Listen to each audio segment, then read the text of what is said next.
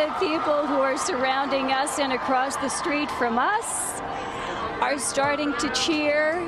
When you think of the Pope, you might imagine a wise and kind leader who promotes peace and justice. However, there's a darker side to the papacy that's been hidden from many of us. Did you know that the Roman Catholic has played a significant role in supporting the transatlantic slave trade? During the 15th and 16th centuries, European powers began trading Africans as slaves across the Atlantic Ocean.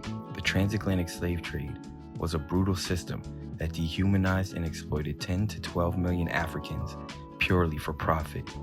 But did you know that the Pope supported this brutal, inhumane practice? In 1452, Pope Nicholas V issued the Papal Bull Dum Diversas. A papal bull is a type of official decree.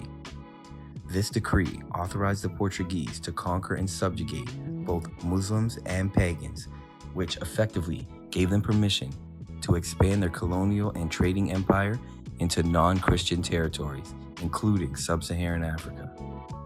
This reflected a broader trend of European history as European powers sought to expand their influence and control over non-European peoples and territories during the so-called Age of Discovery.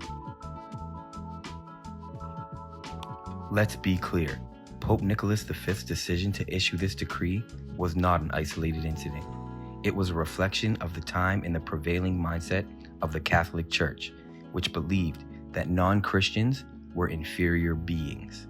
The decree authorized the Portuguese to conquer, colonize, and subjugate any lands they deemed necessary. In other words, it was a license to commit atrocities. In 1493, Pope Alexander VI issued yet another decree called the Inter Caetera, which granted Spain and Portugal the right to conquer and colonize the Americas. This decree also gave permission to enslave the indigenous peoples of the Americas and West Africa. In 1537, Pope Paul III issued a decree called Sublimis Dei, which condemned the enslavement of indigenous peoples, but allowed the enslavement of Africans. And in the 17th century, Pope Urban VIII openly defended the slave trade, arguing that it was necessary for the economy and the spread of Christianity. Now, the justification for this barbaric behavior was that the Portuguese were bringing Christianity to the heathen masses. They saw themselves as bringing light to a dark world, literally, and it was their duty to convert as many people as possible. Of course, this was all a pretext. The real motivation was greed. The Portuguese wanted to exploit the natural resources of Africa. They needed cheap labor to do so, and what could be cheaper than enslaved people? The consequences of these decrees were catastrophic.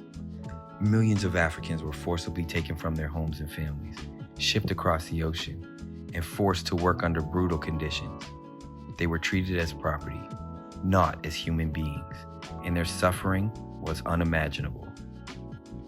The impact of the transatlantic slave trade can still be felt today. However, despite the weight of this heinous legacy, there are those who are working tirelessly to address these issues and create a better future for Africans in the diaspora. Well, that's all for today's video. Be sure to like and subscribe. Peace until next time. And remember, don't mess up the children.